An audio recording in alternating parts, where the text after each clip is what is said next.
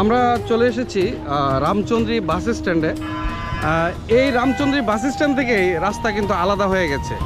আমার পেছনে যেটি দেখতে পাচ্ছেন, এই রাস্তাটা দেখতে পাচ্ছেন, এটা হচ্ছে বিষ্ণন্দী ফেরিঘাট চলে গেছে। আর এইটা হচ্ছে গোপালদি চলে গেছে। যেই গোপালদিতে আমরা যাব জমিদার বাড়িতে।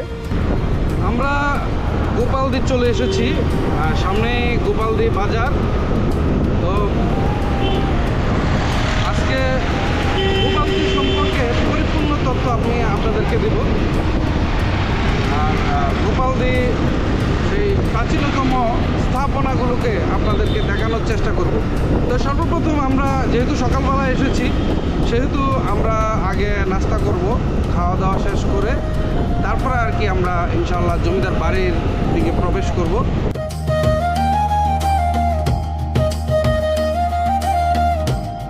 এখন আমরা আছি আড়াইহাজারের ঐতিহ্যবাহী গোপালদি বাজারে।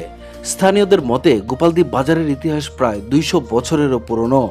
মেঘনা নদীর তীরে গড়ে ওঠার কারণে বহু আগে থেকেই এটি ছিল আশেপাশের মানুষের কাছে গুরুত্বপূর্ণ কেনাবেচার কেন্দ্র।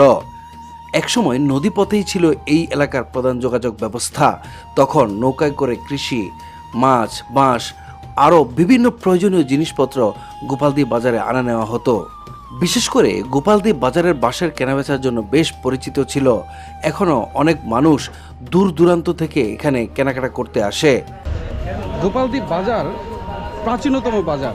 এই বাজার যে স্থানে অবস্থিত, মেঘনার যে শাখা নদী রয়েছে, সেই শাখা নদীর সঙ্গম কিন্তু এই গোপালদি বাজারে সংযুক্ত হয়েছে। আর স্থলপথে এবং নদীপথে কিন্তু এখানে প্রচুর লেনদেন হয়ে থাকে। এলাকার বিভিন্ন কৃষক তাদের নিত্য প্রয়োজনীয় যে সামগ্রী রয়েছে এইখানে এই হাটে কেনাবেচা করে থাকে। বিশেষ করে তরিতরকারি, হাঁস মুরগি এবং বাঁশ জাতীয় যে পণ্য রয়েছে সেগুলো কিন্তু এই বাজারে কিন্তু বিক্রি করে থাকে।